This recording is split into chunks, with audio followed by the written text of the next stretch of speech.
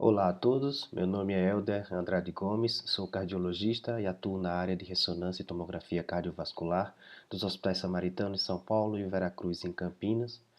Nós vamos dar continuidade ao programa de atualização em ressonância e tomografia cardiovascular para o cardiologista clínico do Departamento de Imagem Cardíaca da Sociedade Brasileira de Cardiologia. Em primeiro lugar, agradecer e parabenizar o DIC, especialmente ao Dr. Tiago Senra pela iniciativa. Eu vou apresentar para vocês dois artigos recentes. O segundo artigo que trago para vocês é sobre ressonância. É um artigo também em publicação antecipada, Head of Print, do Jack Image, sobre o valor prognóstico incremental da ressonância magnética cardíaca após um infarto com supra. Na última década, a mortalidade intra-hospitalar do infarto com supra diminuiu progressivamente, principalmente relacionado à melhora nas estratégias de reperfusão.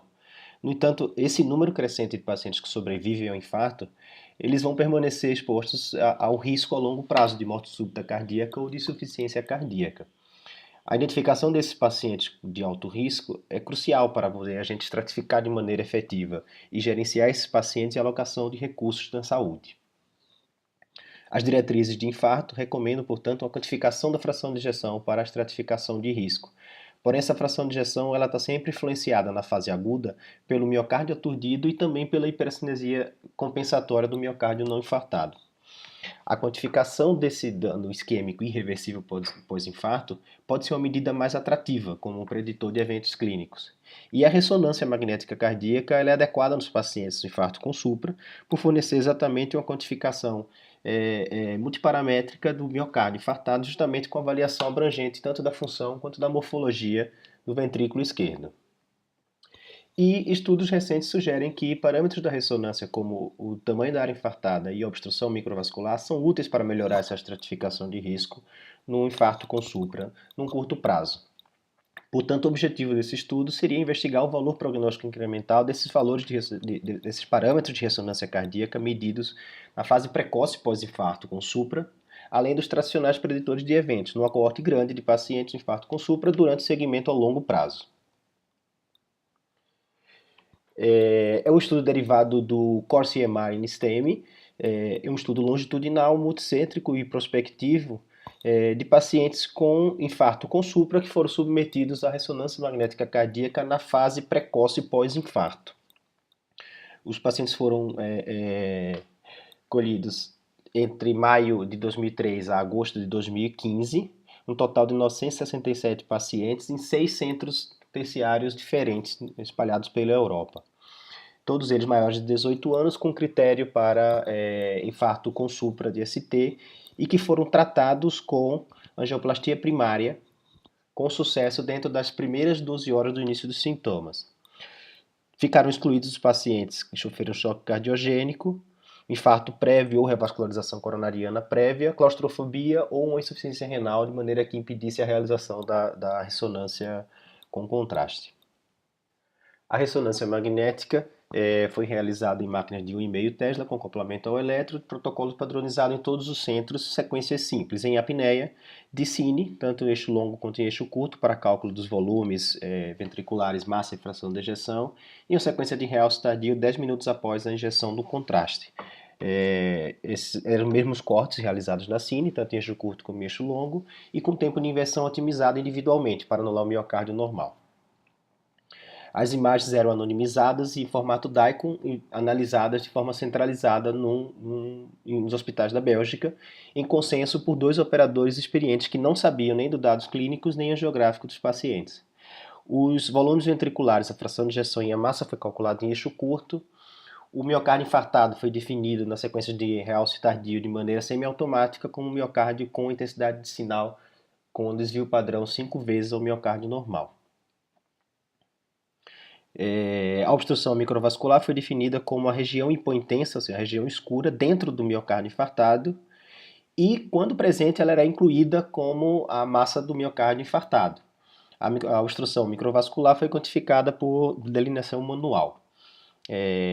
Os volumes, as massas foram indexadas pela superfície corpórea e o tamanho do infarto e a obstrução microvascular foram normalizadas pela massa do ventrículo esquerdo. O segmento desses pacientes era a partir do momento da ressonância até pelo menos um ano e foram acompanhados até agosto de 2016.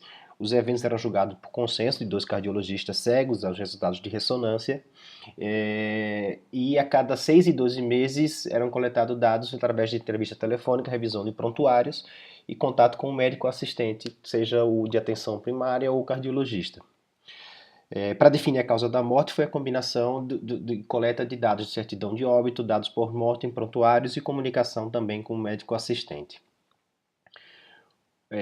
Utilizaram as definições tradicionais de morte súbita cardíaca, morte súbita abortada, morte por insuficiência cardíaca e hospitalização por insuficiência cardíaca.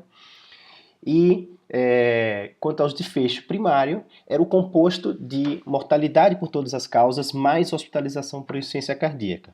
Como desfecho secundário, foram analisadas por separado a mortalidade por todas as causas ou a hospitalização por insuficiência cardíaca. Os pacientes que tiveram eventos múltiplos, apenas o primeiro evento foi considerado para análise de sobrevivência livre de eventos. Quanto à definição de infarto não fatal, seria a presença de sintomas de elevação de troponina 2 vezes acima do limite superior, com um padrão temporal consistente. A revascularização eletiva seria aquela revascularização de coronária não relacionada ao infarto, planejada ou cirúrgica durante a internação índice ou em regime ambulatorial na ausência de angina. A revascularização não eletiva seria, portanto, aquela revascularização depois da internação índice e desencadeada por episódio de angina. De um total de 854 pacientes elegíveis inicialmente, eles perderam o segmento em 44 deles, ficando com 810 pacientes para estudo. A população, o paciente clássico desse estudo era paciente do sexo masculino, de 60 anos de idade, tabagista, que dá entrada em classe KILIP 1, com um infarto com supra e parede anterior. Em relação à medicação utilizada, a medicação de acordo com as diretrizes atuais, e dentro dos parâmetros de ressonância magnética, temos uma fração de ejeção média de 48%, um tamanho de infarto com uma mediana de 15% do ventrículo esquerdo. A presença de obstrução microvascular foi em 44% dos pacientes, com uma extensão dessa obstrução microvascular de 3,2% da massa do ventrículo esquerdo. A ressonância magnética foi realizada após 4 dias do infarto, na mediana dos pacientes, a fração de ejeção de 48%, o tamanho de infarto de 15% do ventrículo esquerdo, isso já foi visto. Chama a atenção que 39 pacientes, 5%, tiveram o que eles chamaram de infarto abortado, com ausência de realce tardio à ressonância. A obstrução microvascular foi detectada em 44% dos pacientes.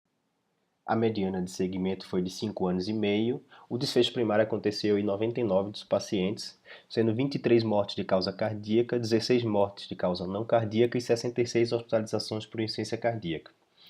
6% dos pacientes sofreram infarto durante o segmento, 9% deles foram para a revascularização eletiva, 4% foram para a revascularização não eletiva e 7% dos pacientes receberam CDI, 2 deles como prevenção primária e 56 dos pacientes que receberam por prevenção primária, um deles teve terapia apropriada por fibrilação ventricular. Essas foram as variáveis que se associaram de maneira significativa com o evento adverso, se comportando como os melhores preditores do desfecho combinado. À esquerda, nós temos as variáveis clínicas com seus respectivos pontos de corte e a área embaixo da curva ROC em torno de 0,6, seria a idade avançada, pressão arterial média baixa, uma frequência cardíaca maior ou igual a 76 batimentos por minuto, elevação do CKMB acima de 42 pontos e um time risco elevado. À direita nós temos os parâmetros de ressonância magnética, com uma área embaixo da curva ROC um pouco melhor, entre 0,6 e 0,7, que seriam os volumes diastólico e sistólico final do ventrículo esquerdo, a fração de ejeção abaixo de 43%, o tamanho do infarto maior ou igual a 21% do ventrículo esquerdo e a obstrução microvascular de um tamanho maior, igual a 2,6% do ventrículo esquerdo. Essas foram as curvas de Kaplan-Meier de análise de sobrevivência livre de eventos, onde mostra uma clara separação das curvas, seja por obstrução microvascular, pelo tamanho do infarto ou pela fração de ejeção medida pela ressonância magnética. Na análise multivariada para o desfecho primário combinado de morte por todas as causas e hospitalização por insuficiência cardíaca, a obstrução microvascular foi o grande destaque, que se comportou como o mais forte preditor, seja como variável dicotômica, pela presença ou ausência da obstrução microvascular, seja também como variável contínua ou como ponto de corte. Não houve interação com o tamanho do infarto e, além de ser o preditor mais forte do desfecho primário, também foi dos desfechos secundários isoladamente. Esses foram os modelos da análise, com as variáveis incluídas em cada um deles, basicamente aquelas variáveis da análise univariada. Portanto, a adição da extensão da obstrução microvascular maior ou igual a 2,6% do ventrículo esquerdo aos modelos simplificados aumentou o poder de predição do desfecho primário, sendo capaz de reclassificar até 30% dos pacientes e se mantendo constante ao longo dos anos. Estes são os valores de Q quadrado, onde fica claro o maior poder preditor da obstrução microvascular em comparação com as outras variáveis. Este gráfico mostra o poder discriminatório prognóstico de pacientes de maneira incremental, no qual, à medida que vão se somando mais variáveis, como fração de ejeção menor que 43%, time risco elevado maior que 4, presença de obstrução microvascular, idade, etc., o prognóstico piora consideravelmente. Visto de outra forma, à medida que o paciente apresenta mais variáveis de pior prognóstico do modelo, a sobrevivência diminui de maneira significativa. Por último, e não menos importante, por reforçar a mensagem de uma maneira bastante clara, a obstrução microvascular também foi o preditor mais forte dos desfechos secundários, onde os pacientes que apresentavam obstrução microvascular maior ou igual a 2,6 do ventrículo esquerdo tiveram o dobro de incidência de mortalidade e 6 vezes mais hospitalização por insuficiência cardíaca. Portanto, os autores concluem que a obstrução microvascular baseada na ressonância magnética cardíaca realizada no pós-infarto precoce é um forte marcador prognóstico independente no infarto com supra tratado com angioplastia primária no segmento a longo prazo. A extensão da obstrução microvascular maior ou igual a 2,6% do ventrículo esquerdo foi o preditor independente mais forte de morte e hospitalização por insuficiência cardíaca, superando os preditores tradicionais e levando a melhor estratificação de risco a longo prazo. Obrigado, espero que vocês tenham gostado.